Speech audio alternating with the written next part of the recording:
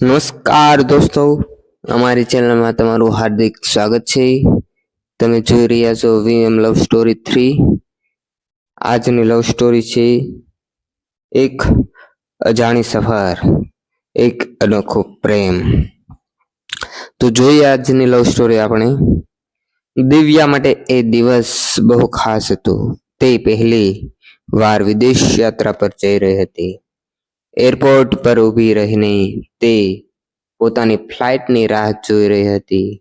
નવા દેશ, નવા લોકો અને નવા અનુભવો વિશે વિચારતા તેના દિલમાં થોડો ઉત્સાહ અને થોડો ઘબરાટ પણ હતો. થોડી વાર પછી બોર્ડિંગની જાહેરાત થઈ અને બધા જ મુસાફરો ફ્લાઇટમાં બેઠા. દિવ્યા પોતાની સીટ પર બેસી ગઈ. થોડા સમય પછી તેની બાજુની સીટ પર એક યુવાન આવીને બેઠો. તેનું નામ અનુજ હતું. ફ્લાઇટ ઉડાન ભરવા લાગી ત્યારે દિવ્યા બારીની બહાર આકાશ તરફ જોઈ રહી હતી. અચાનક ફ્લાઇટ થોડી હચમચી ગઈ. દિવ્યા થોડી ગભરાઈ ગઈ.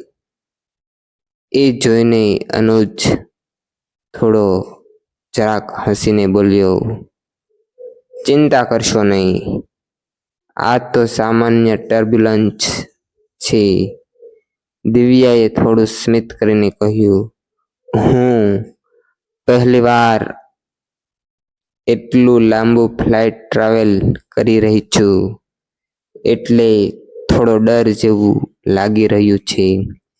અનુજે મિત્રતાભરી અવાજમાં કહ્યું, પછી તો આ પ્રવાસ તમારા માટે બહુ યાદગાર બનવાનો છે.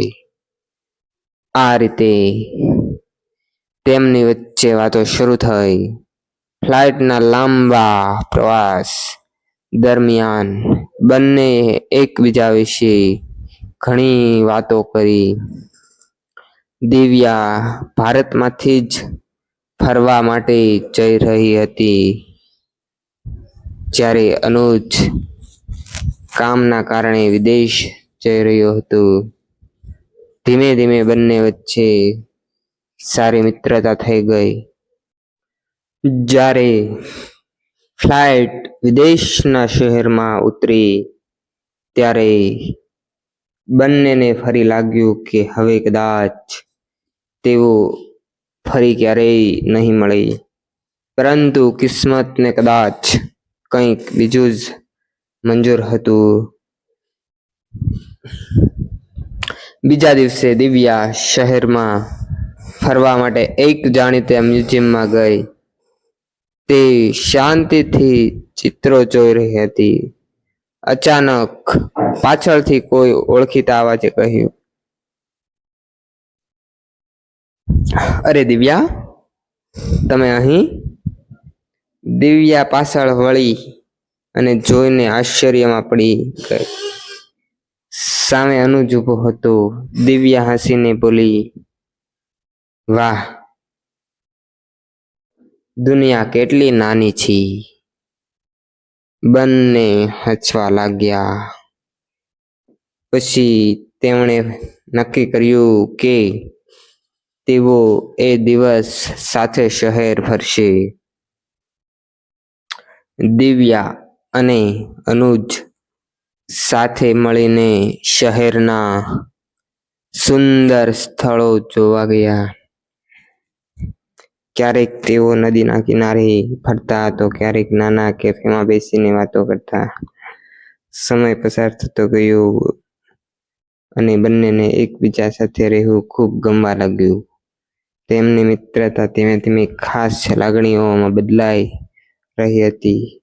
એક સાંજે બંને શહેરના એક સુંદર બ્રિજ પર ઊભા હતા. સૂર્ય અસ્ત થઈ ગયો હતો અને આકાશમાં સુંદર રંગો દેખાઈ રહ્યા હતા.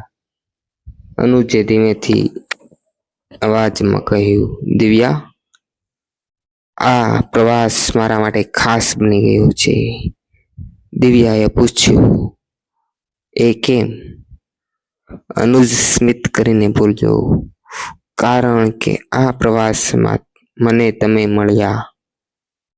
દિવ્યા થોડું શરમાઈ ગઈ. તેના દિલમાં પણ એ જ લાગણીઓ હતી. થોડી ક્ષણો પછી દિવ્યાએ કહ્યું, મને પણ લાગતું નહોતું કે વિદેશમાં આ પ્રવાસમાં મને એકલો સારો મિત્ર મળશે. અનુજે ધીમેથી કહ્યું, મિત્ર કે કદાચ કંઈક વધારે?